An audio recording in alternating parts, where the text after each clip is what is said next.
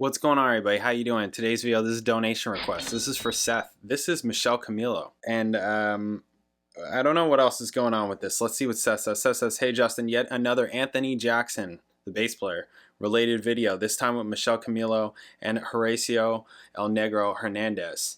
Recorded for Fernando Treba's 2000 documentary Cali 54. The tune From Within starts at 124, though the footage of Camilo conducting the orchestra beforehand is pretty cool too. We're just gonna watch the whole thing, right? But just so you know, it sounds like the song doesn't start until a minute and a half in. As much as I love the performance of this piece with all the amazing drummers who have played with Michel's band, El Negro levels it up 100 notches. I'm pretty sure I've seen that guy. I know who he is, but I'm like, have I seen this guy? When I was into this stuff more was when I was at college. So one of the bass teachers that I studied with a few at Berkeley, but one of them was Oscar Stagnaro, who is an incredible Latin bass player, incredible Latin jazz bass player, plays for Paquito de Rivera, among others. He really fantastic player, really fantastic player. So I got into a lot of this kind of music back then. Yeah, so El Negro levels it up 100 notches just because his style is so organic, complex, nuanced, and authentic, just so perfectly suited for the music. Oh, and Jackson destroys as always. If you haven't seen it before, I'd love to know what you think. Yeah, I don't think I've seen this before.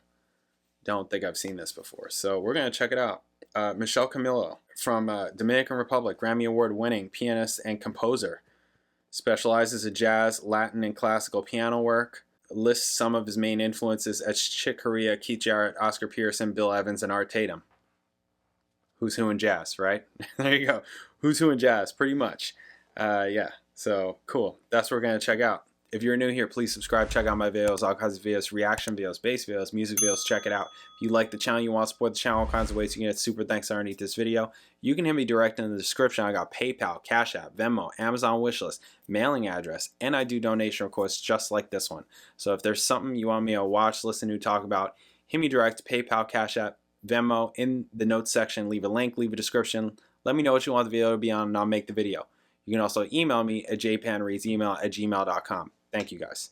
Okay, so From Within, from this Cali 54 documentary. Let's check it out. Bam.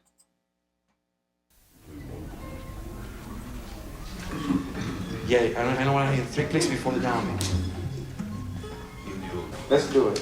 Okay. Run.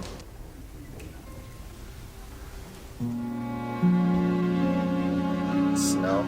Oh.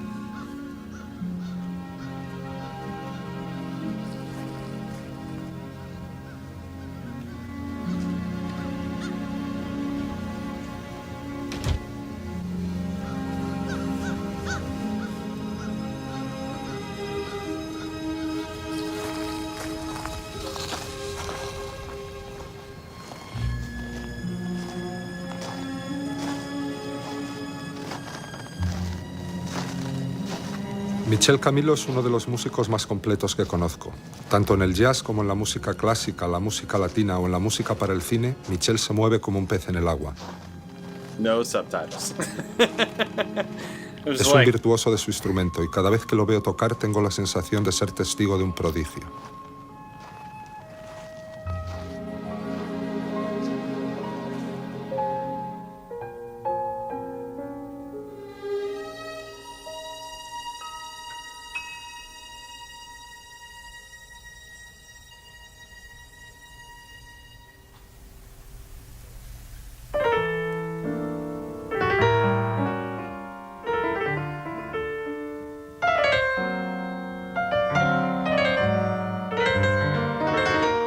These flares.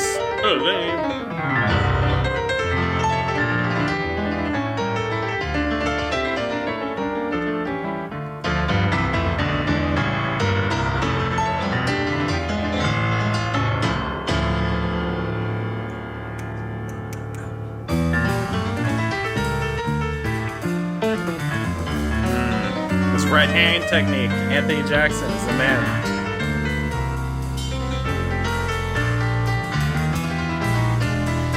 That 6 string. I don't remember where I saw, like what concert I saw him at.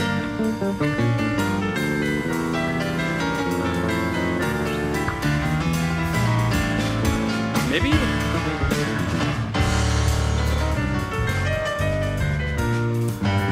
I think I saw. Did I sell? I'm trying to remember if I saw Michelle.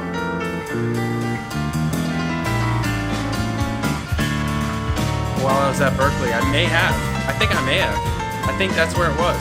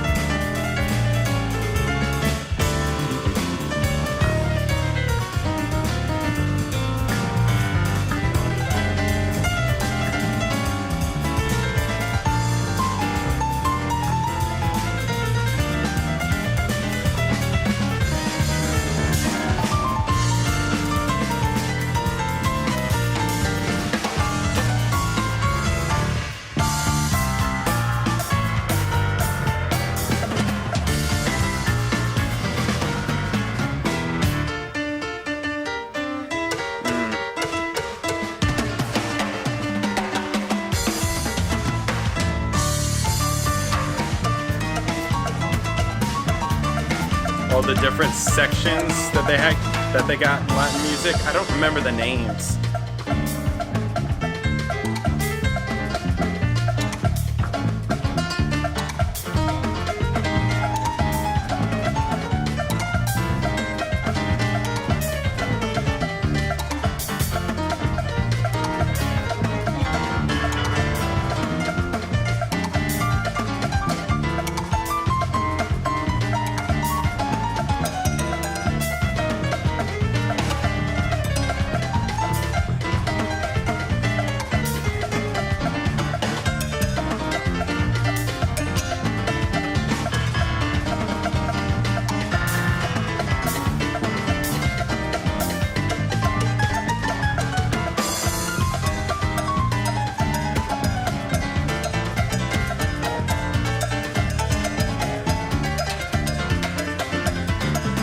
Got his palm, he's palm muting, right? And plucking with his thumb, his first finger.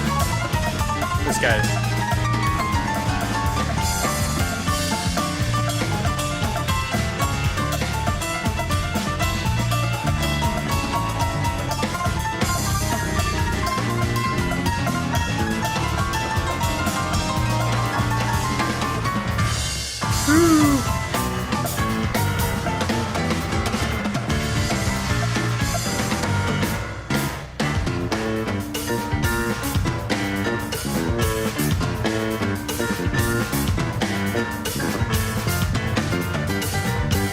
Anthony has such like a pure sound, like a very like clean.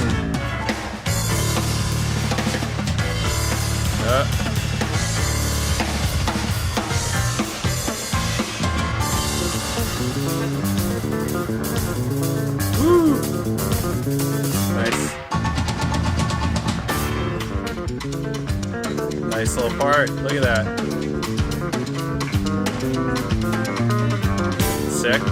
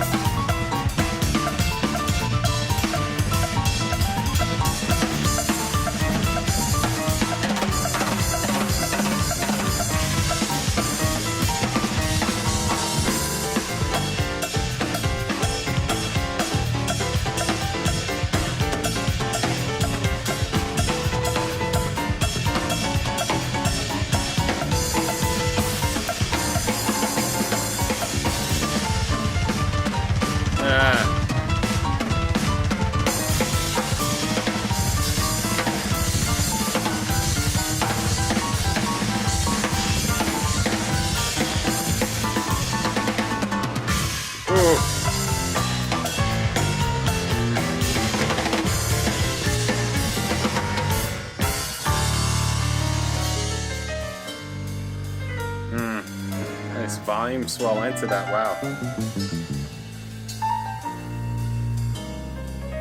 He's got a pedal.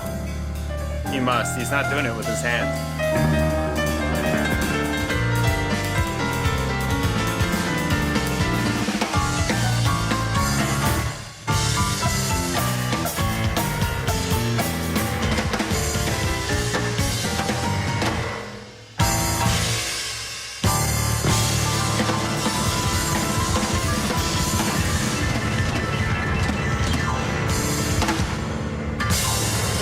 Intense.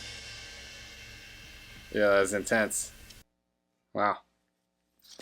Yeah, that was intense. That's wild. Yeah. Yeah, Anthony Jackson is sick. I mean, he's one of the greats.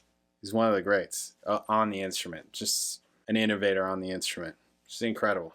His right-hand technique, it's all right-hand technique. I mean, you know, his left hand is doing it all too, but like that right-hand technique is really what helps make him so versatile and such a killer. All that really fast chordal work, that was really great. Yeah, very cool. And Michel just like smacks that. He's just like super aggressive with it. He's like really aggressive with it. I mean, you know, that's why I'm like, wow, intense. This is some intense music. All of them are very, like, every single note that Anthony Jackson plays, it's like has that intent. Really something. Very cool. Yeah, I mean, great all around. All of them are great. Yeah, El Negro Hernandez. Yeah, it's just great. It's great. It's all great stuff. Super cool. I think that I saw Michel Camilo, and I bet you he was playing drums. I think, because it's like back here somewhere. Because I know that I learned about Michel Camilo in college. I think I saw him. I'm pretty sure I did. I feel like that's where it's like back here somewhere. I don't remember everything at college. It was a while ago. There are certain things that, like, you know, stick out more. I know that I went to an intense amount of shows, like concerts. So many, like, I know that I put up some ticket stubs, but there's multiples more that I went to that I don't have the stubs for. Like multiples. That was like one of the biggest things about going to that college, going to music college period for me, was just the opening up of the world of music and all the different styles, all the different artists, all the different possibilities. It was like a lot of that. Just the exposure, that's the word. The exposure to music was floodgates. That's really what it was for me, more than other things, you know, like networking and doing stuff like that, which I probably should have been doing more, frankly. But I was just so like absorbing music and practicing like crazy. And then there was the side things of like needing to make money, you know, like which I've gotten into a bit before, which, you know, that's how I got into that Dave Matthews tribute band, because I saw that as a way of making money doing music. It's like, oh yeah, I'll just join these guys and we'll have gigs. We're trying to gig, we'll have gigs. Sure enough, that did it, right? So anyways, yeah, just the exposure to an intense amount of music of everywhere was really amazing. And lots of this kind of stuff and lots of this level kind of stuff. That's really where I was at. Yeah, I mean, this stuff is very intense. Not everybody can do this. I watch. Like, you guys are fucking sick. This is not my level. You guys are just I mean, I would be for any kind of like jazz fusion. I mean, I've played it, you know, like I remember I did a gig. I did a recording and a performance. Was there a performance? I know there was at least a recording and there was a rehearsal.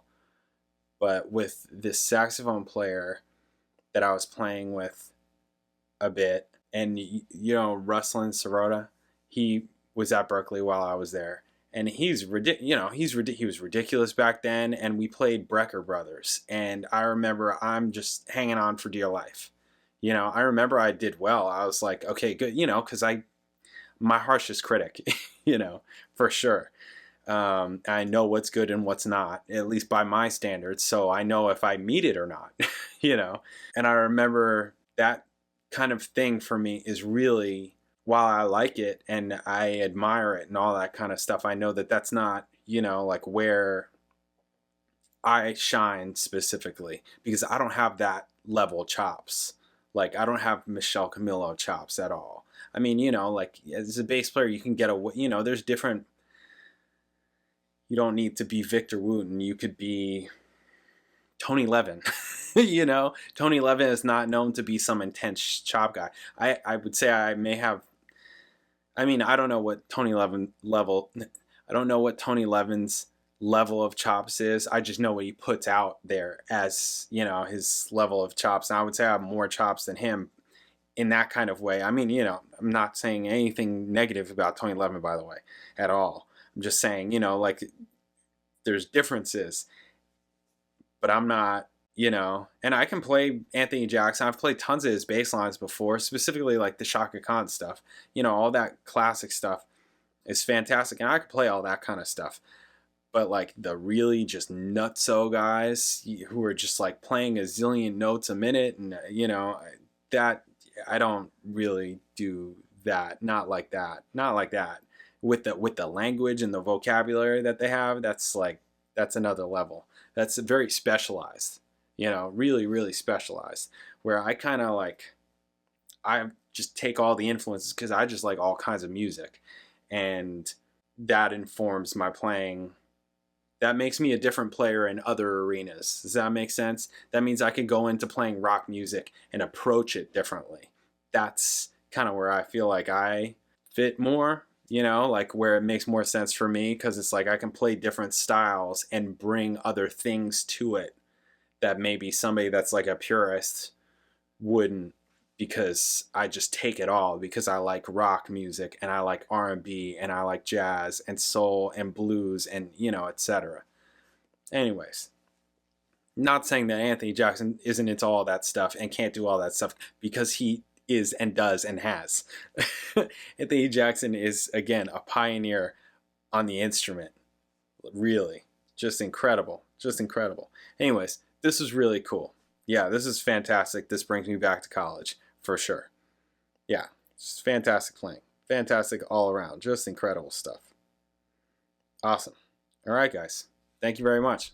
I'll catch you in the next video.